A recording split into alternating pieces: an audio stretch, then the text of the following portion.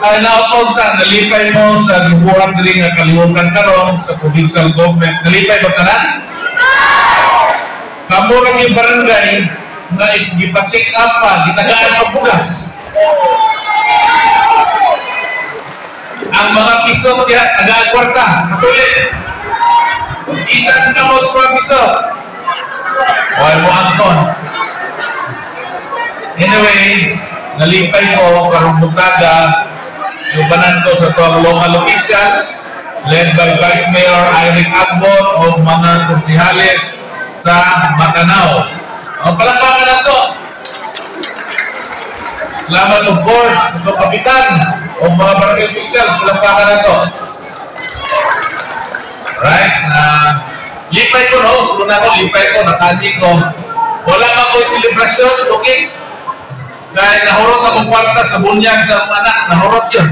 Ultra. So, wala na yung kasi ikapartiyan niya. Diri na lang ko maniod ko sa Kulong Sabak. Libre pag yun, di pa kita ko yung gasto. Yahay. Kung magpabunyag pa ko diri o mahimo kong tipo, IP, mamingyan pa rin kumusa. Ayaw na, kaya naka-record niya. Patyan na ni Governor Ibon. Anyway, I'm happy to see all of you happy. Inaapota inyong kalipay o kadasig magpadayon. Okay?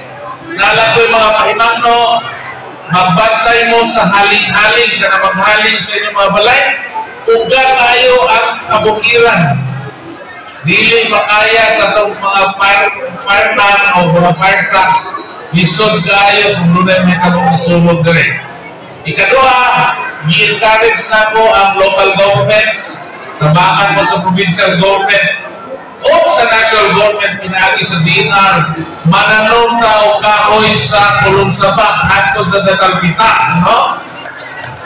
Imagi, ang focus karon ni Mayor Vincent Fernandez, and later on, kung mahimong bayo si Eric, turismo gihapon. Madasigon lamang ang turismo kung atong kinaiyahan nindot iman inimuna. Pero kung ilan na itong kinaiyahan, mga urot ng kahoy dito sa sitio Manila sa kung nasa Talpitan, kung ay falls. Muna, probably by next week, magpagawas ng executive order si Governor Ibon, magbutang of regulations.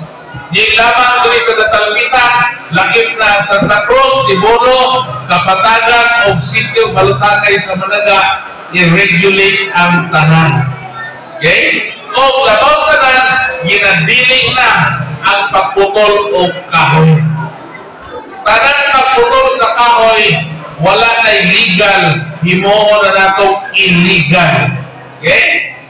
Ikatulo, nakita na mo sa sitio Balutangay ang mga namuyo dito, halos kadaghanan, dilit na mga IPs, gikan na sa mga laing, kaganda po sitio namuyo dito, naglaong po, kamunari sa sitio na Talpita, barangay Kulong Sabak, magpabilin nga kamoy managiyas sa inyong kayutaan. Ha? Liligyan, pwede baligyan ng inyong yuta. Kasi ang tribal leader pa mismo, mubaligyan. Lilig ka na niya mabuhat. Kaya gano, ang nananiya sa mga yuta, ang IP community. Wala'y usa ka membro ng IP, leader man o dili, na mga dispose, ilinig, prinda, o masingon siya buhaton sa yuta. Pwede nila magbuhaton sa IP community, mapaarkilahan ang yuta. Kuha ko ninyo? Ha? Eh, dili ko gusto, kuha na mo yuta, balik ka sa kalihukan, dili mao. Diba? Kuha ko ninyo?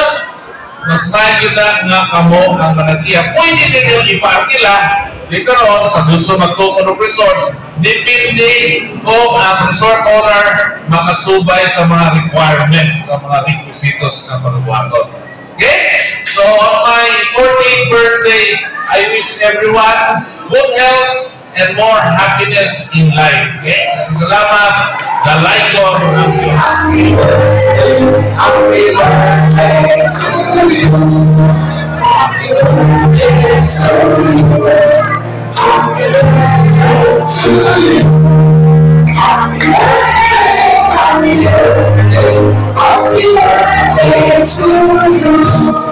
Birthday, sir!